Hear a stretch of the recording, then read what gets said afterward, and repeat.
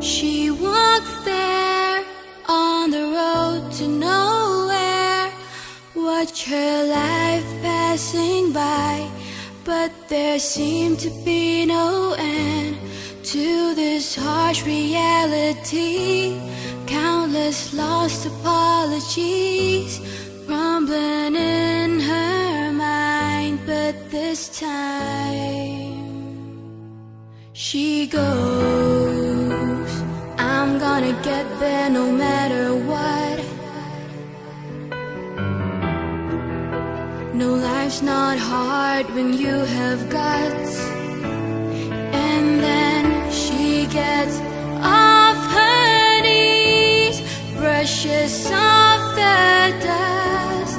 Why sentakin nating abay na inakat?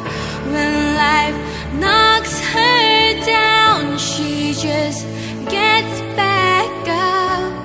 Why sentakin nating abay na inakat?